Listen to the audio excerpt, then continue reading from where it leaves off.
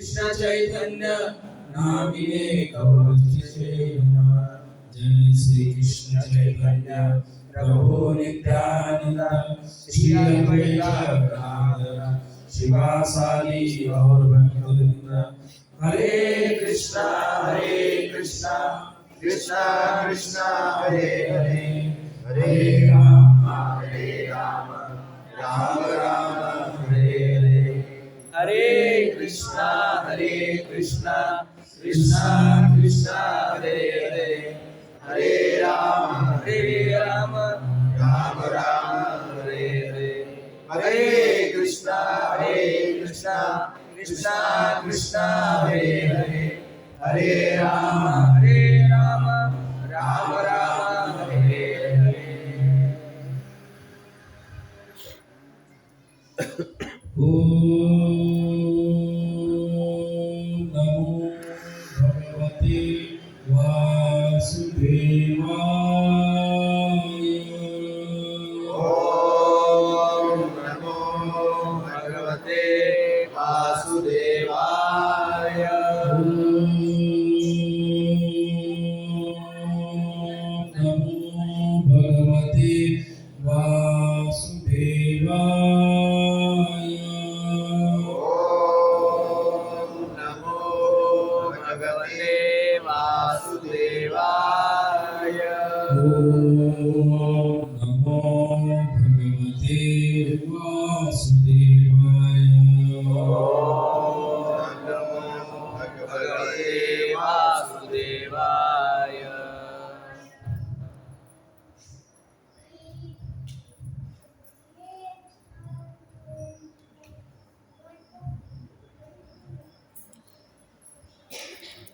हरे कृष्णा हरे कृष्णा।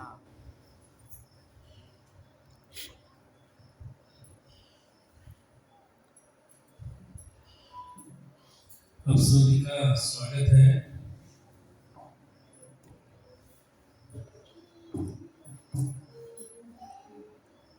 इस कार्तिक मास के विशेष कार्यक्रम में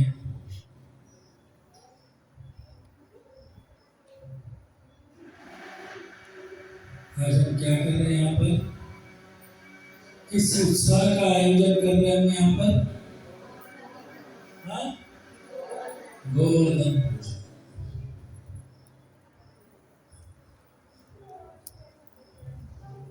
बड़ा सुंदर दृश्य लग रहा है।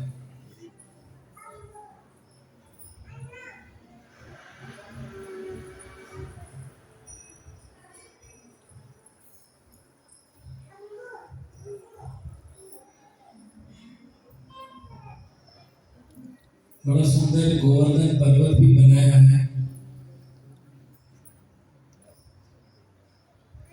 बड़ा सुंदर गोवर्धन पर्वत भी यहाँ पर बना हुआ है और साक्षात गोवर्धन हमारे बीच उपस्थित है। बीच मतलब बीच में ही है। हरि बोल।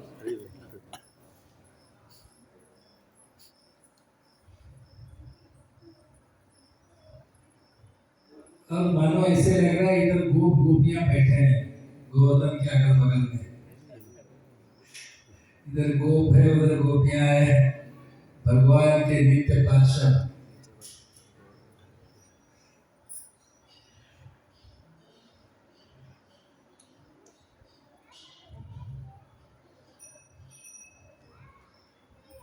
तो खास करके गोवर्धन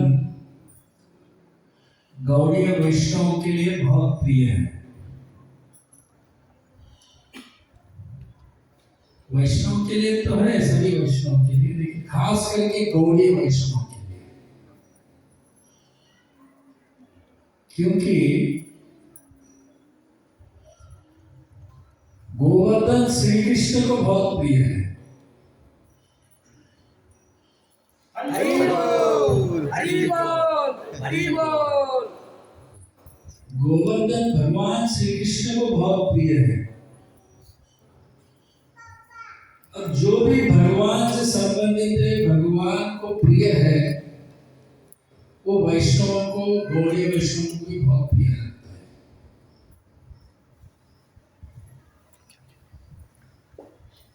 तो इस दृष्टि से गोवर्धन का बहुत महत्व है गौड़ीय वैष्णवों के लिए, श्री कृष्ण के भक्तों के लिए।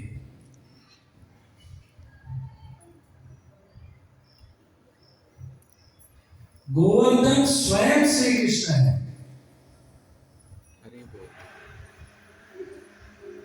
ये भगवान श्री कृष्ण से अभिन्न है, लेकिन दास रूप में। तो भगवान अपने आप की सेवा करने के लिए गोवर्धन के रूप में प्रकट हुए हैं।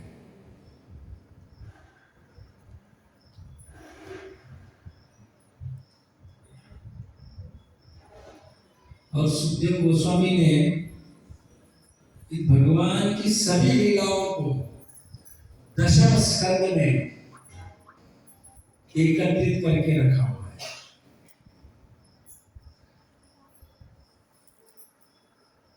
जैसे श्रीमद् भागवत में 18 स्कंद है, दशम स्कंद भगवान श्री कृष्ण की लीलाओं से ही संबंधित है। अगर दशम स्कंद की अगर समरी देखा जाए, किसी एक सेंटेंस में या एक शब्द में उसका वर्णन किया जाए, तो दशम स्कंद का मुख्य एम कहिए या उद्देश्य कहिए, वो है आश्रय, यानी भगवान का आश्रय ही लेना। तो इसलिए बताया जाता है, अगर व्यक्ति कितना क्यों कष्ट में क्यों ना हो, कितना क्यों कष्ट में क्यों ना हो, अगर वो व्यक्ति भगवान की कथा के सागर में अगर डुबकी लगाता है, तो उसके सभी कष्ट नाश हो जाते हैं, सभी कष्टों से उसको मुक्ति मिलती है।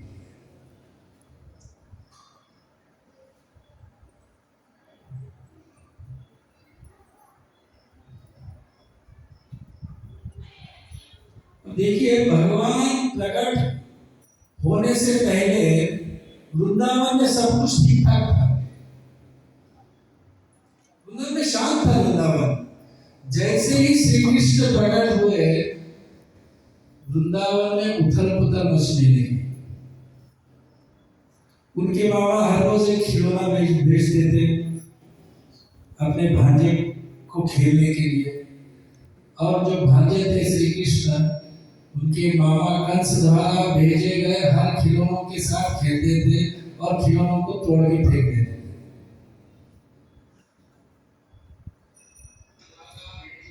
तो ब्रजवासी सोचने लगे, अरे कृष्ण के जन्म से पहले तो बहुत शांति थी यहाँ पर, लेकिन जैसे ही कृष्ण प्रकट हुए, यहाँ पर अशांति अशांति है। हर रोज कोई ना कोई खिलौना आ रहा है, कृष्ण उसके साथ खेल रहे, उसको तोड़ के फेंक रहे। तो इसे आचार्य वर्णन करते हैं कि मंदिर में आने से पहले या इस्कॉन संस्था में आने से पहले हम बहुत सारे लोग कहते हैं हम बहुत ठीक थे, भक्ति में आने के बाद हमारे हृदय में ज्यादा उथल पुथल मचने लगा है। पहले तो हम बहुत अच्छे थे, जैसे ही तिलक धारण किया, घंटी धारण किया, हाथ में माला लिए और एक बार हरे कृष्णा बोल दिए, तो श्री कृष्ण हमारे हृदय वृंदावन जैसे हृदय में प्रवेश करेंगे। और जब श्री कृष्ण मथुरा छोड़कर वृंदावन में आ जाते हैं, तो हर रोज वहां पे कुछ ना कुछ होते रहता है। तो हमारे हृदय में जो पहले से असुर थे, श्री कृष्ण आकर लड़ना शुरू कर देते हैं, तो हम उथल पुथल मचने लगता है। तो भक्त बोलते हैं, हम तो शांति प्राप्त करने के लिए मंदिर आए हैं, लेकिन जैसे जैसे मंदिर आ रहे, जब भी कर रहे, सब कर रहे हैं, लेकिन हमारे जीवन में तो कोई शांति नजर ही नहीं आ रही। तो भगवान कहते हैं, मैंने किस श्लोक में शांति कही है आपको? भागवतम में 18,000 श्लोक है, भगवद गीता में 700 श्लोक है, लेकिन किसी भी श्लोक में भगवान ने शांति कही नहीं है। मैंने कभी नहीं कहा कि मेरी भक्ति करो तो भी शांति मिलेगी। श्री कृष्ण कहते हैं भक्ति में आने से तुम्हें सिर्फ सेवा मिलेगी, वो भी मेरी सेवा। मैं सिर्फ सेवा ही दूंगा। देखते हमारे सभी भक्त कितनी सेवा कर रहे हैं। प्रसाद बनाने का, गोवर्धन, साक्षात गोवर्धन को यहाँ पर उतार दिया है। ये कोई साधारण सेवा नहीं है। जब बना लेते उनका भाव होगा कि भगवान को प्रसन्न करने के लिए गोवर्धन सुंदर दिखना चाहिए, साक्षात गोवर्धन वैसे ही दिखना चाहिए, उस भाव से भक्तों ने गोवर्धन बनाया। तो भगवान की भक्ति में सेवा मिलती है, शांति नहीं मिलती। अगर आप शांति की खोज में आ रहे हैं तो आप गलत जगह में हैं, क्योंकि भगवान ने कहीं नहीं कहा कि मैं शांति दूंगा।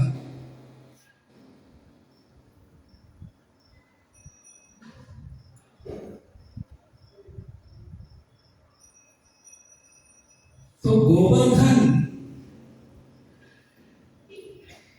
इस पूरे बताया जाता है भौतिक जगत से भी श्रेष्ठ है वैकुंठ।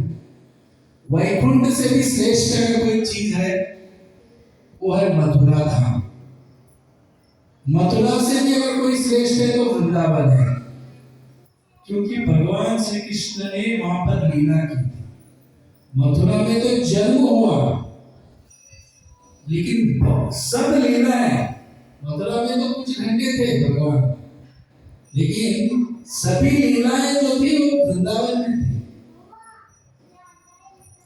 वृंदावन में भी अगर कोई श्रेष्ठ है तो वो है गोवर्धन। क्यों?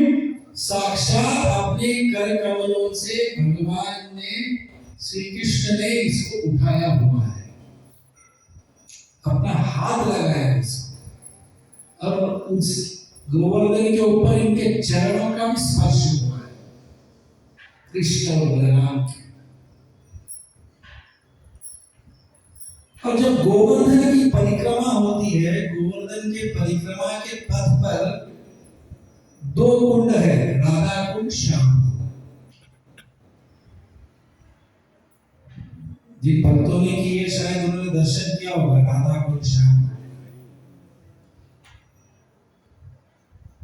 तो पूरे धरती पर कहिए या भौतिक जगत में कहिए, सबसे अगर पवित्र स्थान कोई है तो वो है राधा कुंड।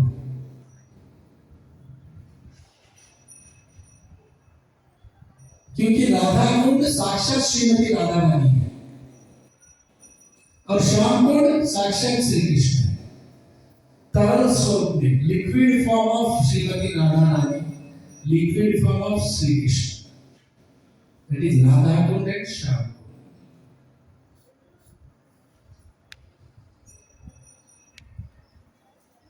तो गोवर्धन के ऊपर गोप गोपियों के संग भगवान श्री कृष्ण अपने दाऊ जी के साथ, राम जी यानी बलराम जी के साथ हर रोज जाया करते थे, वहां पे लीलाएं करते थे।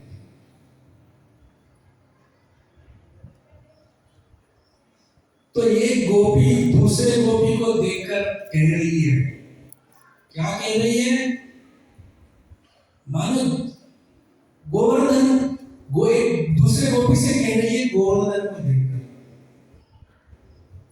हंताय मद्रिरबला हरिदास वर्यो यत्राम कृष्ण चरण स्पर्श प्रमोदः मां तनुमाश्रित गोगणयो सनोयः पाणिय सूर्यवसु गंधर गंधमूली। तो ये गोपी दूसरे गोपी से कह रही है, हंताय मद्रिरबला, अरे इस अद्रि, इस पर्वत को देखो, कितना भाग्यशाली पर्वत है। ये कोई साधारण पर्वत नहीं है, ये तो हरिदासों में श्रेष्ठ है। हरिदास वर्यो, वर्यो यानी श्रेष्ठ, हरिदासों में श्रेष्ठ पर्वत है ये। भागवत में 3 लोगों को हरिदास कहा गया है। कौन कौन से हैं वो? शिव जी, 3 कौन कौन से लोग हैं जिनको हरिदास कहा? युधिष्ठिर महाराज, युधिष्ठिर महाराज और आपकी बारी खत्म।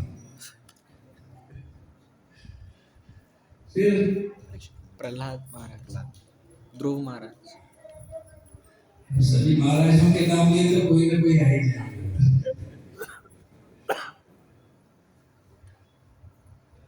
गिरीश प्रभु जी, शिव जी को महाराज नहीं बोलते।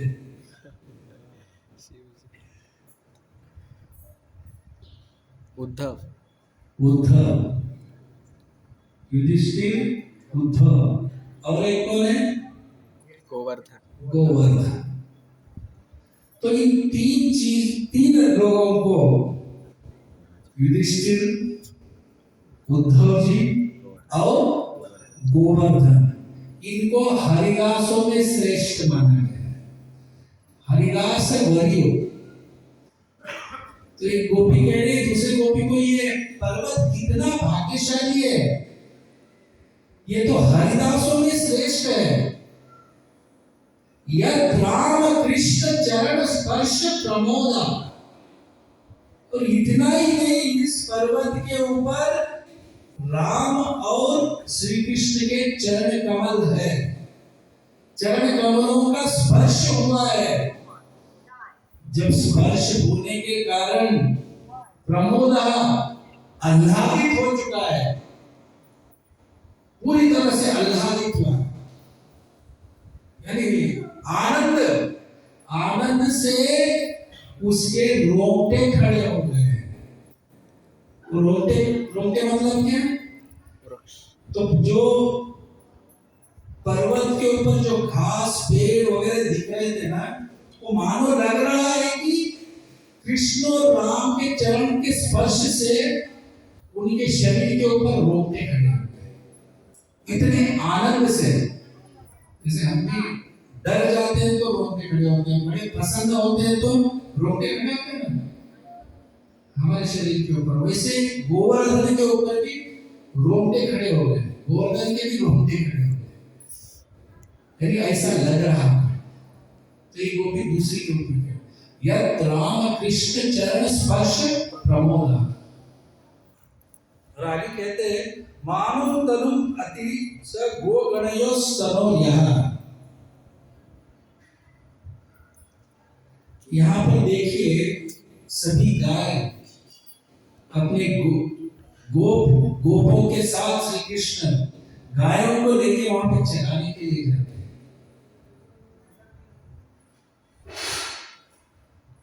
इतना ही नहीं, पाणीय सूर्य वसु कंदन कंद मूल।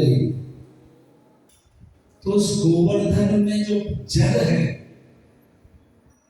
जो शीतल है, इतना मधुर जल मिलता है, और खाने के लिए फल फूल कंदमूल भी वो देता है।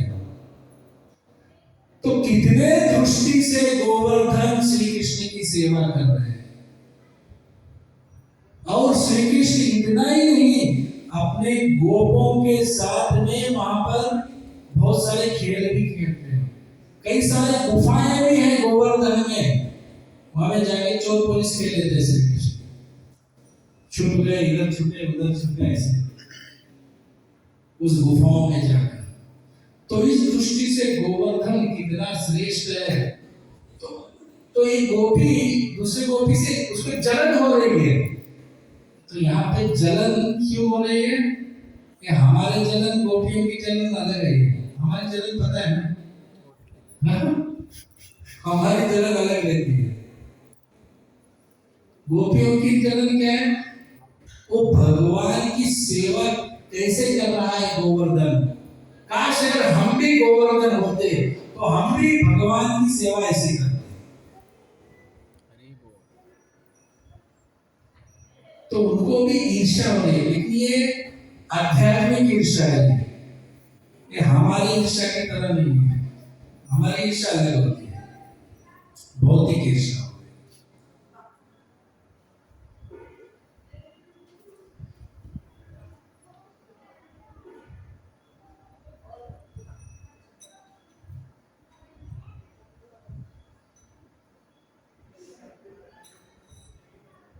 और ब्रजवासियों के अलावा गोवर्धन के ऊपर कोई नहीं चढ़ना चाहिए।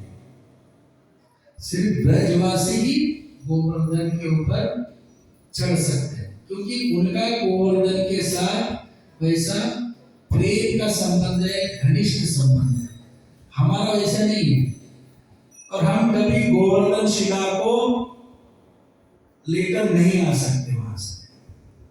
अगर कोई ब्रजवासी हमें भेंट में दे या गिफ्ट दे तभी हम ला सकते हैं, वरना हम नहीं कभी नहीं ला सकते। और जिस दिन गोवर्धन की पूजा होती है, दीपावली के अमावस्या के दूसरे दिवस, पाड्या बोलते हैं ना, पाड़वा पाड्या, उसी दिवस गोवर्धन की पूजा होती है। तो लाखों की संख्या में भक्त वहां पर एकत्रित होते हैं, इसलिए गोवर्धन की पूजा करने। और सभी भक्त गोवर्धन की परिक्रमा करते हैं। कोई चलते हुए करता है, कोई दंडवत प्रणाम करता है, दंडवत परिक्रमा। अगर आप कार्तिक में जाकर देखिए, बहुत सारे ऐसे पूरे ब्रज का ही परिक्रमा भी करते हैं, वृंदावन में भी परिक्रमा करते हैं, दंडवत परिक्रमा। तो दंड की तरह ऐसे ही लेट जाना, जहां पर अपना हाथ है फिर वही खड़ी होना, फिर ऐसे ही लेट जाना।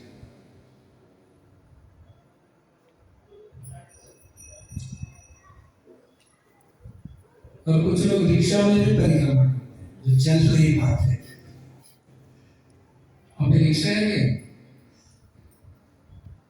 करीब 25 किलोमीटर की परिक्रमा है, गोवर्धन की परिक्रमा।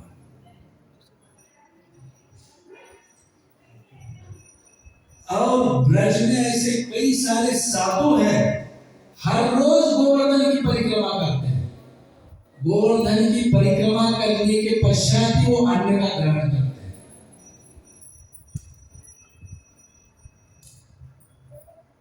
हम जब परिक्रमा कर रहे थे तो खाते हुए परिक्रमा कर रहे थे। चिप्स खाए, वो खत्म हो गया, फिर हो गया, उधर कोई स्वीट दिखा वो खाए, चाट दिखा खाए, टाइम पास एकदम मजा करते हुए परिक्रमा हो गई। लेकिन कुछ साधु हर रोज परिक्रमा करना है, फिर आके प्रसाद लेना है, फिर सुबह उठना है, फिर परिक्रमा करना है, फिर प्रसाद।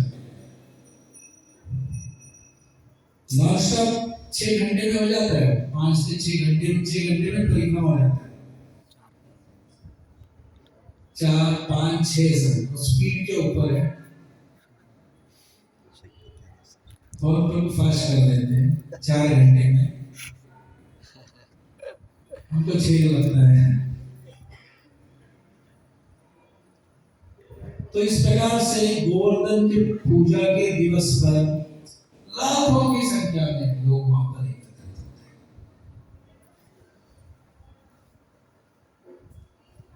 तो एक गोवर्धन का इतिहास क्या है, मतलब क्यों गोवर्धन की पूजा की जाए?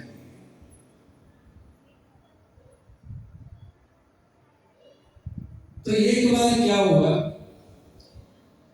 अब ये ब्रजवासी भी इतने भोले भाले थे, कृष्ण उनको जो भी कहते थे वो ब्रजवासी आंख बंद करके उनके बातों को मान जाते थे। बाद में उनका बैंड क्यों नहीं बज जाता, लेकिन उनको इतना विश्वास था कृष्ण के ऊपर। और कृष्ण कहते ना, जो भी कहे, बस कृष्ण एक बार कह दे तो ब्रजवासी बोले चलो फाइनल।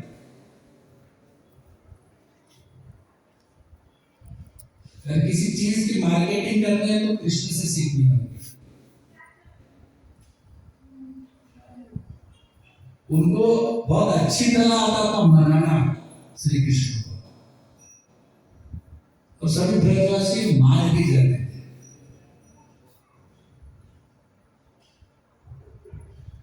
तो एक बार ऐसे हुआ, सभी ब्रजवासी एकत्रित हो गए और चर्चा चलने लगी कि एक यज्ञ की तैयारी करनी है। तो श्री कृष्ण भी वहीं पर थे, नंद उपानंद जो भी जितने भी थे सब यज्ञ करना चाहते थे, और यज्ञ करके उस यज्ञ का फल जो है वो इंद्र को देना चाहते थे। वही जब श्री कृष्ण छोटे से बालक थे, सिर्फ 7 साल के थे श्री कृष्ण, तो आते ही पूछते हैं अपने पिताजी से, पिताजी आप क्या कर रहे हैं? तो नंद महाराज कहते हैं, बेटा हम ये यज्ञ की तैयारी कर रहे हैं। तो फिर क्वेश्चन और एक रहता है, तो पिताजी जो आप यज्ञ कर रहे हैं ना, इस यज्ञ का उद्देश्य क्या है? आप इस यज्ञ को क्यों कर रहे हैं? और इस यज्ञ को करने से कौन प्रसन्न हो जाते हैं? किनको प्रसन्न आप करना चाहते हैं? तब नंद महाराज कहने लगे, देखो कृष्ण, हम इस यज्ञ को इसलिए कर रहे हैं क्योंकि हम इंद्र को प्रसन्न करना चाहते हैं। तो श्री कृष्ण कहने लगे, इंद्र को क्यों? क्योंकि इंद्र वर्षा के देवता है, जो बारिश होती है ना उसके देवता इंद्र है, और जो क्लाउड्स होते हैं ना, बादल, वो इंद्र के प्रतिनिधि है। और हम तो वैश्य लोग हैं, क्योंकि हमारा जो भी बिजनेस है, व्यापार है, कृषि गोरक्षा इसके ऊपर आधारित है।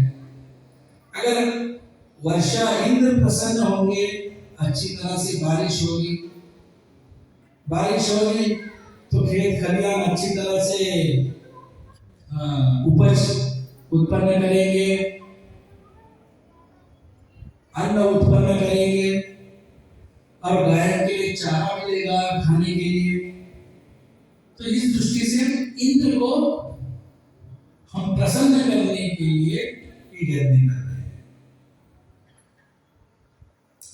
तब श्री कृष्ण पूछते हैं, ठीक है पिताजी, क्या इस यज्ञ के बारे में कई शास्त्रों में उल्लेख है क्या? आप जो कर रहे हैं क्या शास्त्रों में बताया हुआ है क्या? अगर शास्त्र में नहीं बताया है तो नहीं करना चाहिए। हम बहुत सारे पूजाएं करते हैं ना, तो शास्त्रों में जिसके बारे में कोई उल्लेख नहीं होता, किसी बाबा ने कह दिया, किसी स्वामी ने कह दिया, किसने कुछ कह दिया, तो हम वो पूजा करना आरंभ कर देते हैं। शास्त्रों में उसका कोई उल्लेख नहीं।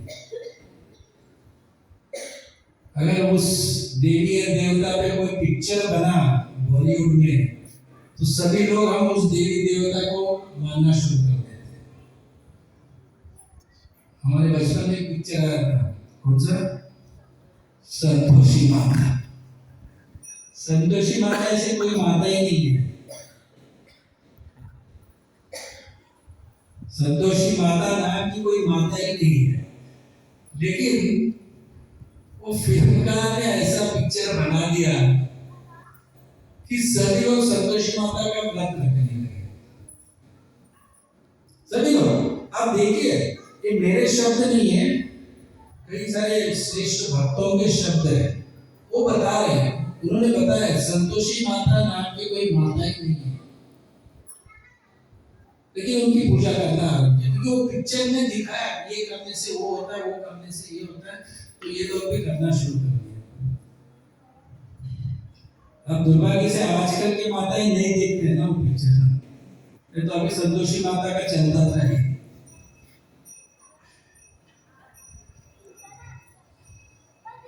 तो कहने का तात्पर्य है कि हम जो भी यज्ञ करते हैं, पूजा करते हैं, जो भी उपासना करते हैं उसके बारे में शास्त्रों में उल्लेख होना आवश्यक है। तो शास्त्र सम्मति से हमें वो कार्य करना चाहिए, मन गणित ढंग से कुछ नहीं। तो यही समझाना चाहते हैं श्री कृष्ण। उन्होंने पूछा कि शास्त्र में उल्लेख है क्या पिताजी?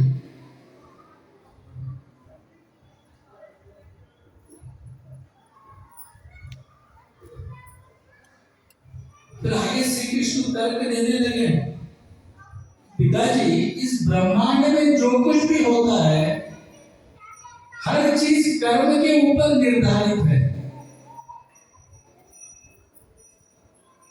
यहाँ पर श्री कृष्ण एक झूठे कर्म के सिद्धांत का प्रतिपादन कर रहे हैं कि हर चीज कर्म के ऊपर आधारित है। अगर हम कर्म ही नहीं करेंगे तो हमें फल क्या मिलेगा? फल कैसे मिल सकता है? तो इसलिए इंद्र कौन होता है? हमें वर्षा देने वाला है।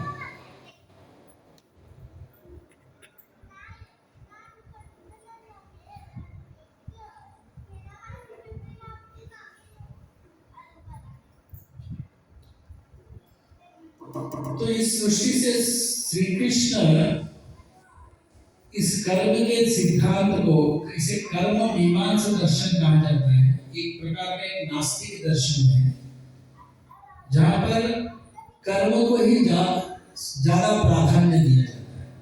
लेकिन जब हम कर्म करते हैं तो कर्म के फल को देने वाला कोई ना कोई होता ही है, और जो कर्म का क्या फल दे वो भी किसी न किसी नियंत्रण करने वाला है ना, उसके हाथ में रहता है। उसने फिक्स किया हुआ है, अगर आपने फलाने कर्म किया है तो आपको फलाना फल मिलेगा। तो नास्तिक दर्शन क्या है? कर्म के ऊपर ही आता है। तो उनको भगवान में या आत्मा में या शास्त्रों में कोई विश्वास नहीं है। तो इसलिए नास्तिक दर्शन में चार्वाक थे, उनका बड़ा फेमस श्लोक है, यावत् जीवेत् सुखम जीवेत्, ऋणं कृत्वा घृतं पीबेत्, भस्मीभूतस्य देहं न पुनरागमनं कृतः। जब तक जीवे खाओ पियो ऐश करो। क्या मंदिर जा रहे छुट्टी संडे बेकार में जाके वहाँ पे टाइम जाओ, एंजॉय करो, जब तक है एंजॉय करो। बहुत सारे लोग बोलते हैं ना आजकल नास्तिक वाले ही बहुत हो गए, ये जिंदगी मजा मार रही नल्ले में बुढ़ी, ऐसे बोलने वाले बहुत हैं। यावत् जीवेत् सुखम जीवेत्, जब तक है सुख से जियो। पैसा भी नहीं है एंजॉय करने, तो ऋणम कृत्वा, ऋण करो, एंड घृतम पीते, घी खाओ। खाने के लिए कुछ भी ना हो, कर्जा लो और कर्जा करो और फेस्टिवल करो।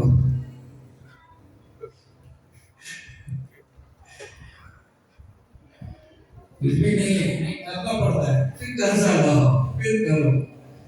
ऋणम कृत्वा घृतम पीबेत्। और आगे कहते हैं भस्मीभूतस्य देहं न पुनरागमनं कृतः। तो एक बार हमारा देह भस्म हो गया तो पुनः हम नहीं आएंगे। तो इसलिए नास्तिक वाले पुनर्जन्म में विश्वास नहीं करते, आस्तिक दर्शन विश्वास करते, नास्तिक दर्शन विश्वास नहीं। तो श्री कृष्ण ऐसे झूठे दर्शन को क्यों दर्शा रहे थे वहां पर? इसका मतलब नहीं कि श्री कृष्ण कह रहे हमें मानना चाहिए। श्री कृष्ण यहाँ पर बताना चाहते हैं कि मैं साक्षात आपके सामने खड़ा हूं, अब मुझे छोड़कर अब उनकी सेवा कर रहे हो। वो सभी लोग मेरे सेवक हैं, वो सभी देवी देवता मेरे आज्ञा के अनुसार ही कार्य करते हैं। चंद्र हो, सूर्य हो, इंद्र हो, ये सभी मेरे सेवक हैं।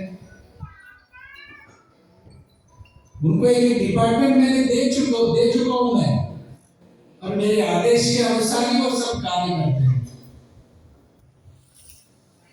तो श्री कृष्ण हम बोल रहे थे, नहीं मैं साक्षात यहाँ पर खड़ा हूं। वो नहीं चाहते थे कि जब मैं स्वयं रहने के बावजूद भी मेरे ब्रजवासी मेरे पार्षद है, मेरे नित्य सिद्ध भक्त है, मेरे साथ मेरे धाम से आए हुए हैं, और यही लोग मेरी पूजा नहीं करेंगे, किसी और भी करेंगे, तो ये गलत बात है।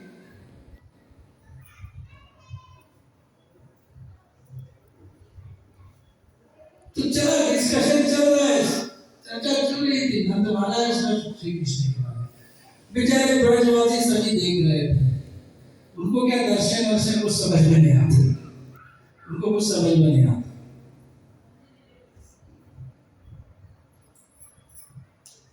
तब नंद महाराज ने कहा ठीक है, तुम जो कुछ भी कह रहे हो ठीक है, लेकिन हम क्या करेंगे, पहले इंद्र की पूजा करेंगे।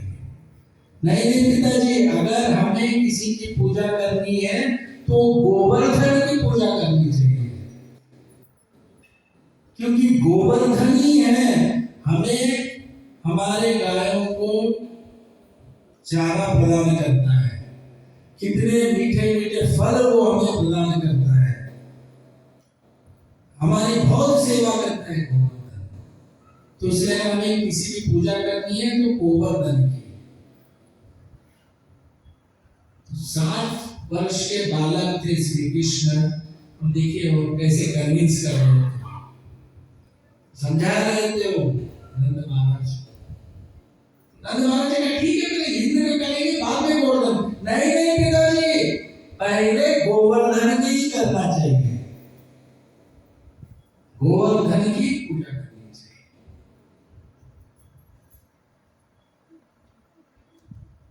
श्री कृष्ण ने अंत में क्या किया, नंद महाराज को कन्विंस कर ही लिया। और ब्रजवासी इतने भोले भाले थे, श्री कृष्ण जो भी बोलते थे उनकी बात सुन लेते थे। उनको दर्शन विषय में कुछ पढ़ना तो था ही नहीं। अंत में सभी ब्रजवासी मान गए, तो कहने लगे सभी ब्रजवासी को जाइए जाइए, ऐसे मिष्टान्न व्यंजन बनाएंगे, आज हम सब गोवर्धन की पूजा करेंगे। तो सभी ब्रजवासियों को कहने लगे कि जाइए प्रसाद तैयारी कीजिए, आज तो अच्छा प्रसाद की तैयारी होती है। हरि बोल। जाइए साकर भात लेकर आइए, गोवर्धन को आपको भोग लगाना है, शीरा लाइए, और बहुत सारे व्यंजन निकले यहाँ पर, दूध से बने हुए, पनीर से बने हुए, हर प्रकार के व्यंजन, मधुर से मधुर व्यंजन, नमकीन लाइए, मिठाई लाइए, हर चीज लाइए। हम गोवर्धन को हम इसका भोग लगाते हैं। और सभी ब्रजवासी गाड़ियों में भर भर के मिष्टान्न व्यंजन लेकर आ रहे हैं और गोवर्धन के सामने रख रहे हैं। तो जितना भी गोवर्धन के सामने रख रहे, गोवर्धन खाते ही जा रहे। गोवर्धन बोल रहा है अड़ियो राड़ियो, अड़ियो यानी ब्रज भाषा में मुझे और चाहिए, मुझे और चाहिए, और गाड़ी में, घोड़े गाड़ी में लेकर आ रहे हैं ब्रजवासी, फिर रख रहे हैं। गोवर्धन खाते ही जा रहे हैं। गोवर्धन संतुष्ट हो ही नहीं रहे। तब एक वरिष्ठ ब्रजवासी थे, उन्होंने गोवर्धन को संतुष्ट किया। कैसे? एक तुलसी का पत्ता। तो भगवान आप जितना भी दीजिए संतुष्ट नहीं होते, उसके साथ तुलसी का पत्ता देना चाहिए। आप अगर सोचेंगे सिर्फ पत्ता ही मांगे, भगवान पत्रम पुष्पम फलम त्वयं, सिर्फ पत्ता जल फूल दे देंगे, तो ऐसे नहीं। अगर आपकी देने की योग्यता है तो दे दीजिए। शिवराम प्रभु जी दे ना कर रहे इतनी सेवा, साक्षात गोवर्धन को यहाँ आकर उतार दिया उन्होंने। तो भक्त के हाथ में, भक्त के पास कितनी शक्ति होती है उन्होंने दिखाया है। साक्षात राधा माधव आ गए, जगन्नाथ बलदेव आ गए, पंच तत्व आ गए, प्रभुपाद आ गए, दशावतार आ गए, सभी वैष्णव आ गए, गोमाता आ गई, तुलसी महारानी आ गई, गोवर्धन आ गए, यशोदा मैया आ गए, दामोदर आ गए, पूरा वृंदावन बना दिया उन्होंने यार जगह को। हरि बोल। वृंदावन के अगल बगल की जगह भी न्यूयॉर्क बन गए वो। तो पूरा माहौल वृंदावन बना दिया। बहुत लोग बनाना चाहते हैं लेकिन भगवान सब पे कृपा नहीं करते। भगवान चुनते किसके हाथ से मुझे सेवा स्वीकार करने आते, स्वीकार। वो कोई पुण्यवान जीव भी होता है, उनके हाथ से भगवान सेवाएं स्वीकार करते हैं। कहते हैं श्री कृष्ण से मेरे यहाँ सिर्फ सेवा में नहीं तुम्हें।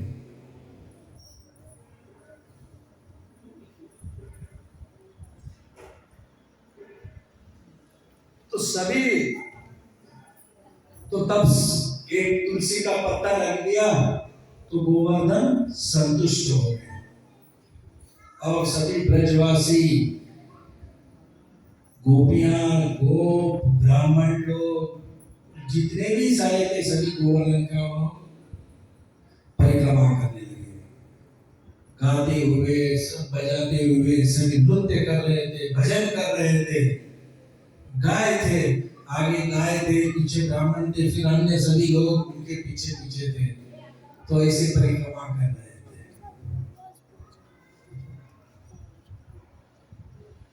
तो इस तरह से गोवर्धन बहुत प्रसन्न हो गए। तो इससे पहले क्या हुआ, तो श्री कृष्ण ने अपने आप को गोवर्धन के रूप में विस्तरित कर दिया, गोवर्धन के रूप में विस्तरित कर दिया अपने आप, और सभी सेवाएं स्वीकार कर ली। गोवर्धन संतुष्ट हो गए और सभी ब्रजवासी भी गोवर्धन की सेवा करके वो भी संतुष्ट हो गए। तो वहां जितने थे हर लोग संतुष्ट हो गए गोवर्धन की सेवा करके। लेकिन एक व्यक्ति थे असंतुष्ट थे, वो संतुष्ट नहीं हुए। सभी हो गए लेकिन एक ही व्यक्ति थे। वो कौन थे?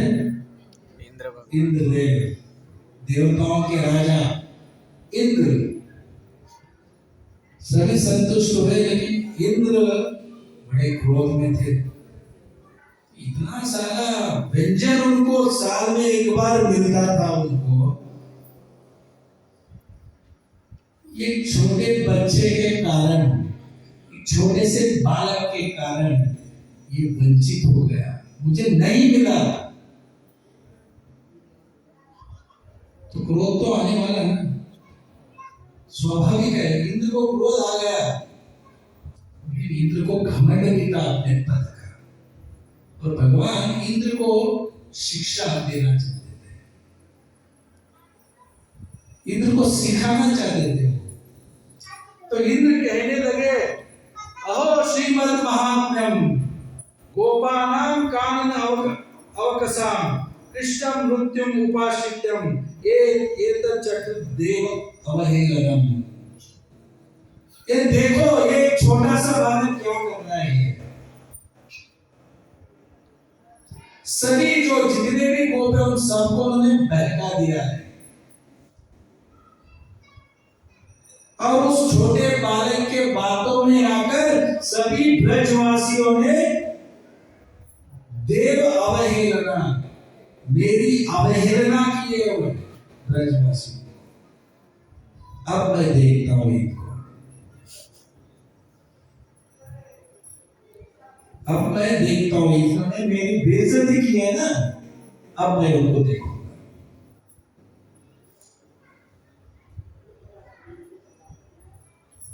तब तो इंद्र तो एक जीव है, कोई भी इंद्र बन सकता है। इंद्र की पदवी को कोई भी प्राप्त कर सकता है। इंद्र तो एक जीव है। तो इंद्र को घमंड आया था अपने पद का, तो उन्होंने तुरंत क्या किया, बादल को बुलाया। बादल जिनका नाम था संवर्तक। संवर्तक कहां पर हो, प्रकट हो जाओ मेरे सामने। तुरंत संवर्तक प्रकट हो गए।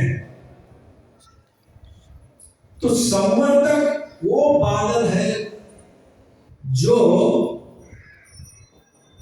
प्रलय के समय में जो वर्षा होती है ना, वो संवर्तक करता है। तो इतना भीषण वर्षा करने वाले संवर्तक थे। तो संवर्तक कांपते हुए आ गए। परेशानी संवर्तक, अगर जाऊं तो उधर वो मारेगा, न जाऊं तो ये मारेगा। तो बेचारे संवर्तक बीच में फंस गए।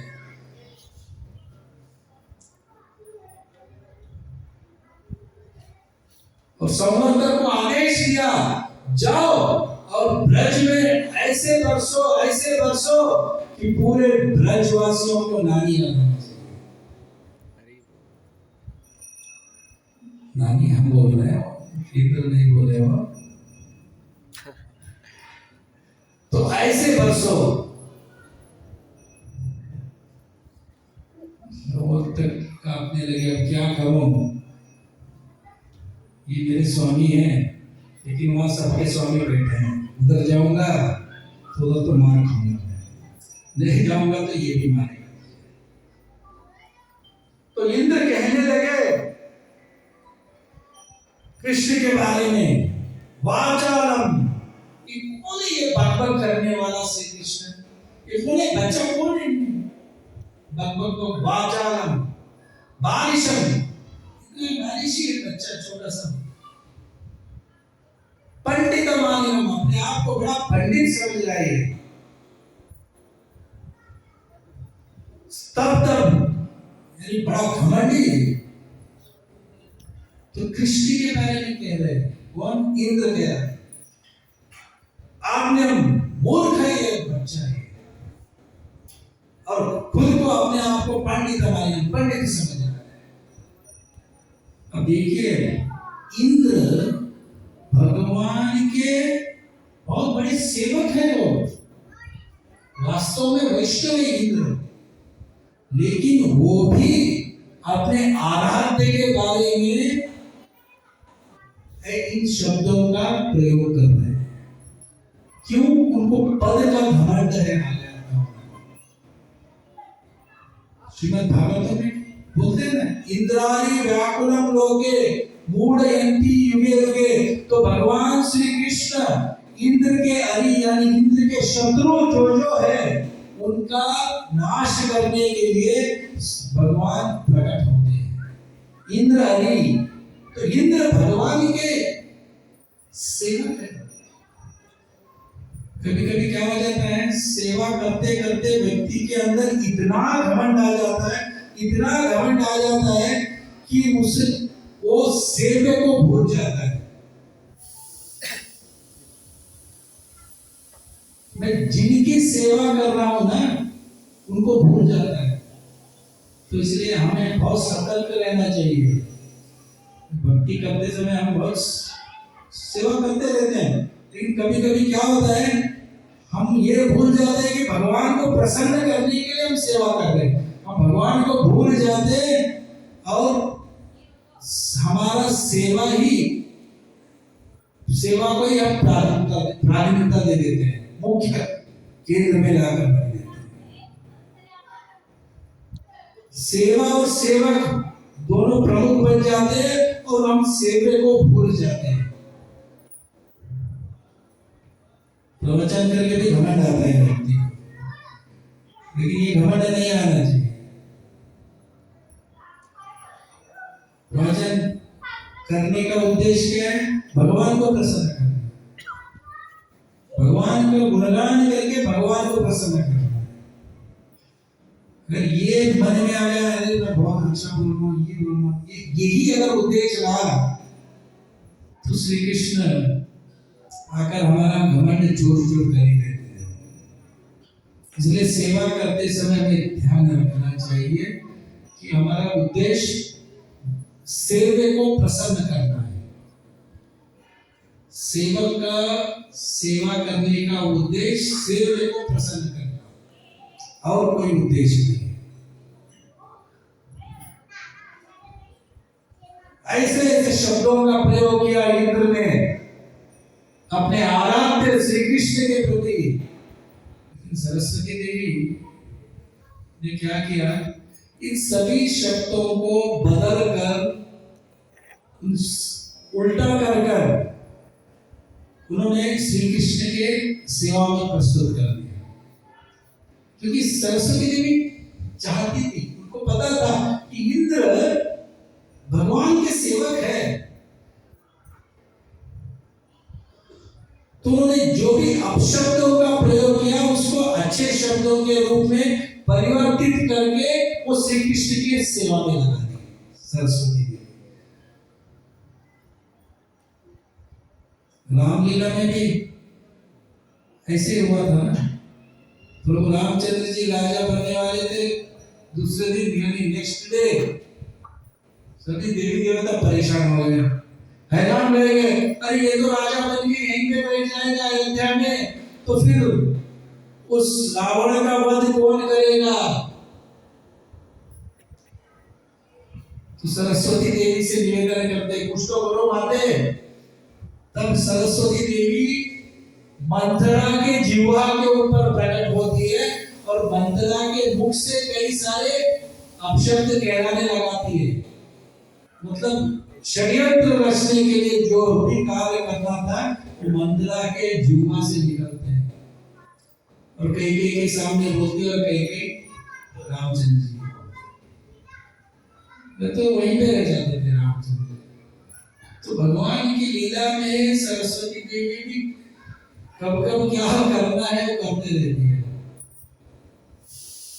तो इन सभी अपशब्दों को अच्छे शब्द के रूप में भगवान की सेवा में प्रकट, और इतनी मुसलधार वर्षा होने लगी ब्रज के ऊपर, वृंदावन में सब परेशान हो गए, सब ब्रजवासी परेशान हो गए, इधर उधर भागने लगे। ऐसी वर्षा खंबे खंबे के तरह, बड़े बड़े खंबे जैसे दिखते हैं ना, ऐसी मुसलधार वर्षा।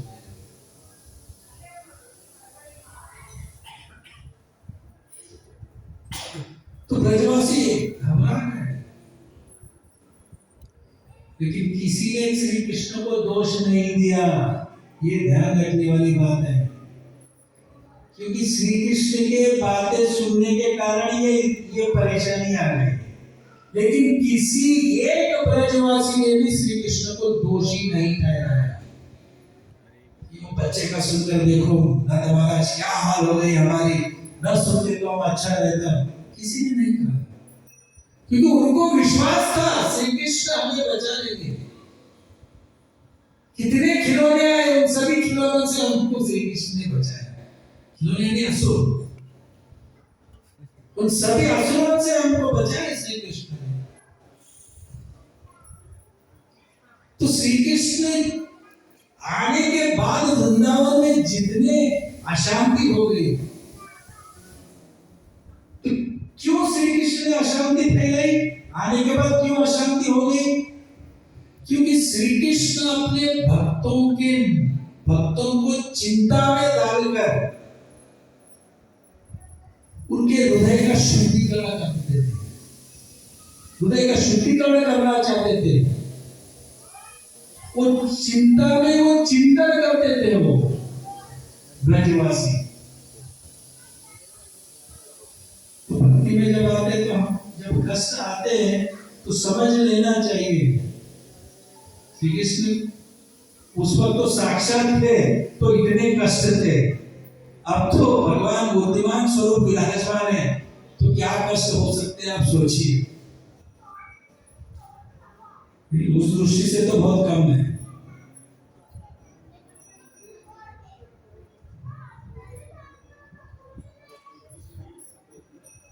तो सभी ब्रजवासी जब उन्होंने देखा मुसलधार वर्षा हो रही है, तब श्री कृष्ण को पुकारने लगे, कृष्ण कृष्ण महाभाव। कहाँ है वो श्री कृष्ण, कहाँ है वो श्री कृष्ण, हे महाभाव, त्वानाथम गोकुलम प्रभु, ये गोकुल के प्रभु श्री कृष्ण कहाँ हो। त्रातुम अर्हसि देवानां कुपित भक्त वत्सला, ये देवताओं के कोप से हमें बचाओ, ये भक्त वत्सल। हे श्री कृष्ण, हे गोकुल के प्रभु, हे भक्त वत्सल, ये देवता यानी इंद्र द्वारा, इंद्र के कोप से जो मुसलधार वर्षा हो रही है, उससे हमें बचा लो। इतनी वर्षा, हर जगह पानी पानी हो रहा था। तब श्री कृष्ण ने सभी ब्रजवासियों को कहा कि सब मेरे साथ चलो, उस पर्वत की ओर चलो, जो सामने दिख रहा है उसकी ओर चलो, उस गोवर्धन पर्वत की ओर चलो। तो सभी ब्रजवासी गोवर्धन पर्वत की ओर अपना टीवी, कंप्यूटर, कपड़े सब लेके भागने लगे। ऐसे ही था, टीवी, मोबाइल, कंप्यूटर, जो भी घर में थे गैजेट्स के जो महत्वपूर्ण चीजें, वो सब लेके भागे नहीं। हम क्या करते थे, पानी आ रहा है, समझो बहुत वर्षा आ गई, बारिश आ गई, घर में पानी आया तो हम क्या करते हैं, ये सब चीजों को संभाल के रखते हैं। टीवी उठा के बगल में लेकर चले, ऐसी चीजें हम करते हैं। लेकिन ब्रजवासियों ने क्या किया, कुछ नहीं लिया, सिर्फ अपने गायों को, बछड़ों को लेकर चले गए हो पर्वत की ओर, गोवर्धन पर्वत की ओर दौड़ते चले गए। तब श्री कृष्ण ने अपने बाएं हाथ के सबसे कमजोर उंगली,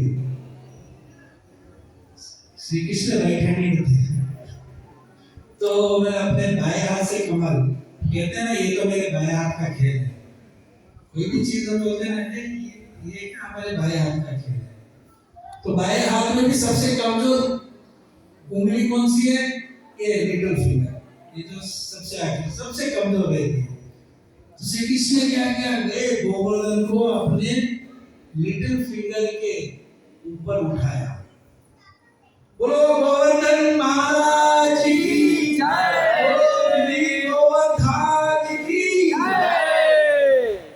जैसे ही गोवर्धन को अपने हाथ के ऊपर, अपने इस छोटे से उंगली के ऊपर, कनिष्ठ उंगली के ऊपर उन्होंने उठाया, उठाकर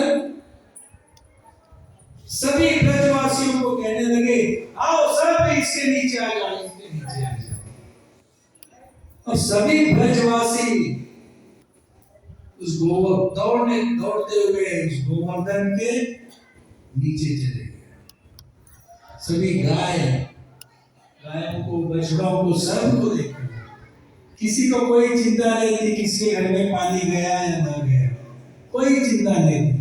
बस वो वहां पर खड़े रहकर श्री कृष्ण के मुखारविंद का दर्शन कर रहे थे। वो बोल रहे थे इतना आनंद तो मिलना असंभव है।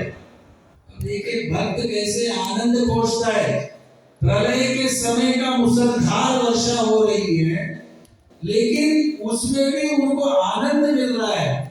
आनंद क्यों मिल रहा है? क्योंकि 7 दिन 7 रात तक श्री कृष्ण ने गोवर्धन को उठाया और सभी ब्रजवासी जिस प्रकार एक चकोर चांद को देखता है, ऐसे श्री कृष्ण के मुखारविंद का देखकर वो आनंद बड़े आह्लादित महसूस कर रहे थे।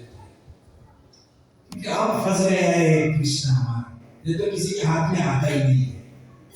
हम सुबह से शाम तक हम कृष्ण कृष्ण कहते हैं, लेकिन कहीं जंगल में जाता है, कहीं पर्वत के ऊपर जाता है, कहीं गाय चराने सुबह जाता है तो रात में आता है।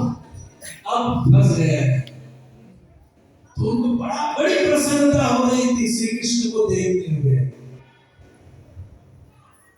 और उसमें से कुछ बाल थे जो वरिष्ठ थे, उन्होंने क्या किया, लकड़ी निकाली, ये तो छोटा बच्चा की पर्वत गिरना चाहे हमारे ऊपर, तो उन्होंने अपने लकड़ी लगा दिया, इसे लकड़ी लगा दी। उधर मुसलधार वर्षा हो रही है पर्वत के ऊपर, बड़े बड़े खंबे की तरह वर्षा हो रही है। पूरा ब्रज में पानी पानी, हर जगह जलपात, हर जगह जल ही जल, पानी पानी। संवर्धन बरस रहा है, बरस रहा है, बरस रहा है।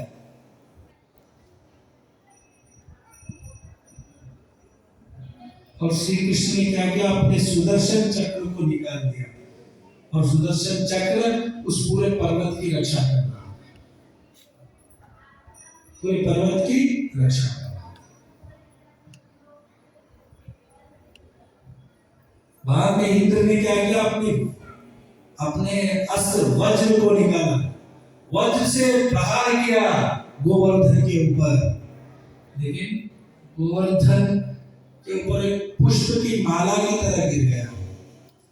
गोवर्धन को श्री कृष्ण ने ऐसी शक्ति प्रदान की थी कि उसको कुछ नहीं होना, कितनी भी वर्षा हो, कितनी भी वज्र से उसके ऊपर प्रहार हो रहे थे, लेकिन गोवर्धन को कुछ नहीं हो रहा था।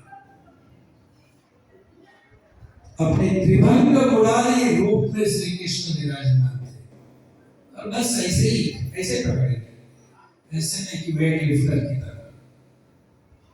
प्रभुपाद विदेश गए थे,